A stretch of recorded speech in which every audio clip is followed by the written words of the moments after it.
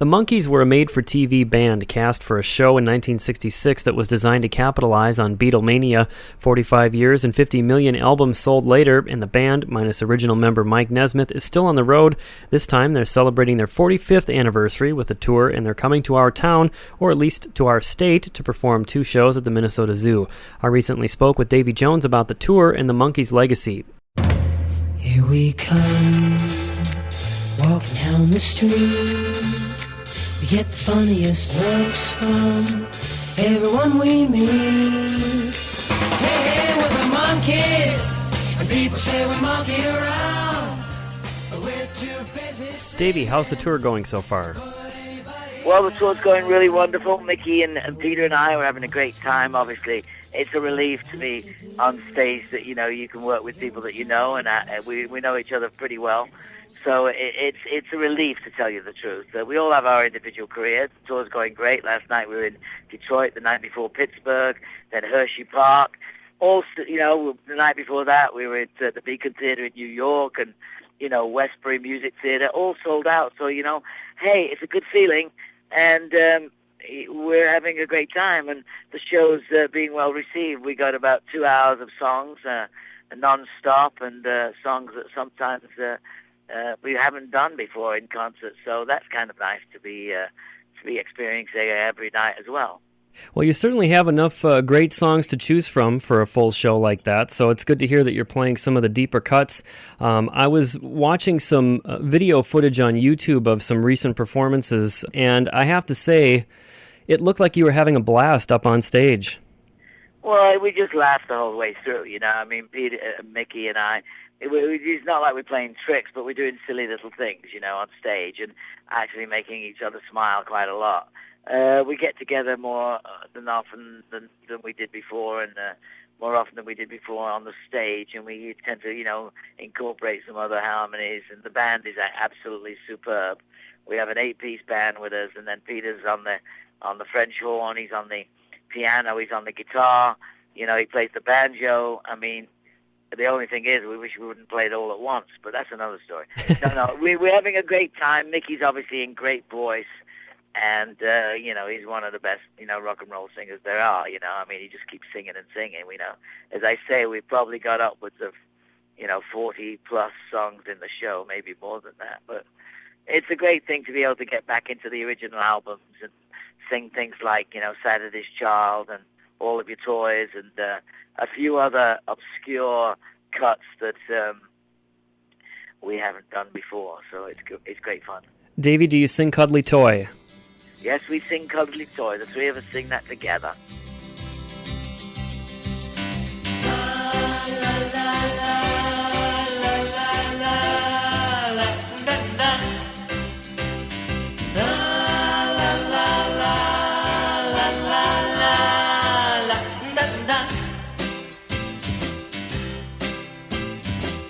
You're not the only cuddly toy that was ever enjoyed.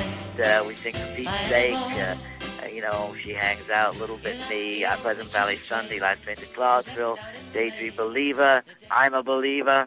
You know, I don't think there's many of the hits that we don't sing, and also, as I say, some other stuff from original albums that you know, just struck our fancy. Actually, it didn't strike our fancy. What we did was we had a thing on the internet where we asked the fans what would they like to hear, and they came up with quite some interesting choices. Well, that's a great way of approaching it. We incorporated them, you know. I mean, it's always been a family affair anyway, so why not include the fans? Well, that's a fantastic approach. You said you've been having fun on stage, and you guys are getting along great. And I know, you know, having been in a band together for as long as you guys have played together, there are things you love about the other guys, things that maybe sometimes drive you crazy about the other guys. I'm wondering, what's it like when the three of you get together for that first rehearsal for a tour? Is it easy? What's that like? No, we walk through the door, and it's as if we haven't been anywhere. You know, we're actually using 6 members of my band and then adding a couple of members, a guitar player and another saxophone. And no, it's just like, hey, how you doing? Ah, great to see you, man. How's it going? I went over to England a couple of months ago to see Mickey in a musical. He was in Hairspray. We don't hang out together and actually go bowling or, go to the movies together. But when we hit the stage, that is a whole different thing, And we've had no problem at all. I'll go to them and they'll come to me and say, hey, I've got a suggestion. Mickey came last night and said, hey, I got a thing. I've got a surprise for you. I said, what's that? He said, I bought some strobe lights, and we're going to use them in Daddy's song, when you dance Daddy's song, so we get the black and white effect. I said, wow, man, that's so cool. Thank you. Well, this morning I got up very early, and I was out on the street. I was out on the street in Detroit about 7:30, and by 8 o'clock, a little local shop was open, and I went in and bought Mickey a couple of hats. He's into hats, so I bought him a couple of hats and bought myself one, and that's the way it is. Peter is, he's a guy that's had a lot of musical training, and a very intelligent man. So we're all very calm. The difference is these days is that, we've all gone through a lot of the same things. We've all had marriages, and we've all got children. We've all had mortgages to pay, and, we've all had things to do that everyone else has had to do, unlike in the old days when we were all just like young guys trying to make our way in life and in show business. Now we've got a schedule and we've got a plan, and our dreams have pretty much coming true, no matter where we are. These fans seem to be coming out in droves and enjoying everything that they're hearing and seeing. In the 60s, after the show had started, of course, there was, I don't know if backlash is the right word necessarily, but certainly there was some scrutiny coming from people that you didn't play your own instruments, and you ended up producing your own albums, writing your own songs. Yeah, we sing songs from those albums. We sing All of Your Toys, and we sing Girl I Knew Somewhere. Peter sings For Pete's Sake, not For Pete's Sake, which he wrote, actually, which was the theme to the second series. But he sings What Am I Doing Hanging Round, which Mike Nesmith sang. He's singing Papa Jean Blues, which Mike Nesmith wrote. So, yeah, it's quite interesting. Having had some of your own success prior to the Monkees with a Tony nomination and some other stage successes, when that started to happen, they don't play their own instruments and all of that, did you feel as though you had to prove yourself or yourselves as a band at that time? No, I've never felt that way. I don't feel that now. I accomplished everything I wanted to when I was 16 years old as far as being on Broadway, and then it just snowballed from there, and then I've just let it happen. So the fact that I'm not a lead guitar player doesn't hurt me at all. I've got one there. And you must understand, the Beach Boys did not play a note on Good Vibrations. The Association did not play a note on their records, or the Turtles, or the Grassroots, or other bands. Gary Puckett didn't play. Paul McCartney did not play the French horn on Penny Lane. We all had studio musicians. In fact, they were called the Wrecking Crew. The same band played on most of those records. Larry Nexel on bass, Earl Palmer on drums, Glenn Campbell on guitar, So many different people used studio musicians. And it was just something the press, don't let the truth spoil the news. The American Idol winners these days are going out on the road, and they're not playing their instruments. The band's playing their songs, and they're singing along with whatever's put down behind them. We were a TV show about a band. We weren't supposed to be a band, but all of a sudden our songs went into the charts. And with Mike Nesmith and Peter Tork and Mickey Dolenz already being musicians, all I had to do was bang a tambourine and whittle my maracas. And since then, I do play along on a couple of tunes on our show, 45 years have gone by. I've bought many guitars in my time now. So it's like anything. It's like learning a computer or learning how to fell a tree so it doesn't fall on the house.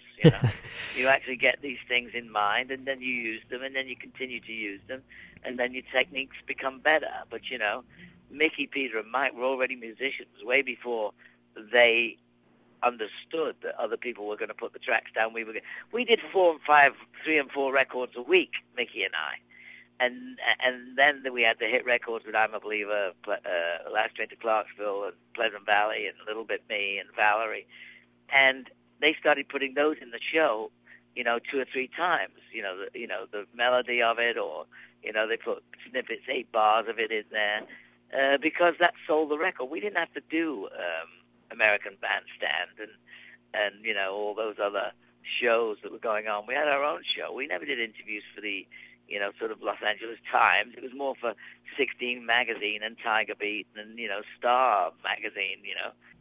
I know when you were working on the show and in the studio, you must have had just a demanding schedule at that time. And I'm wondering if you remember in the studio when they were introducing you to songs like Daydream Believer or A Little Bit Me, A Little Bit You, songs that are classics that you still hear on the radio every day. How did you react to that? If they said, Davy, we want you to sing this song, Daydream Believer, do you remember what that was like? Well, I remember exactly. That was, when we did that little bit, what number is this, Chip? 7, 7A. All right, I know, it's because I'm short. That was just a bit of fun at the beginning of it. That particular session, there was 13 songs recorded, all during that particular time. And Chip Douglas played Daydream Believer to me, and he says, what do you think about this one? I said, yeah, because in those days there was 12 on an album. I said, yeah, get rid of that one then. I was thinking he was asking me, should we dump this and just use the other 12 that we have? 7A. What number is this, Chip? 7A. Okay, no, don't get excited, man. It's because I'm short, I know.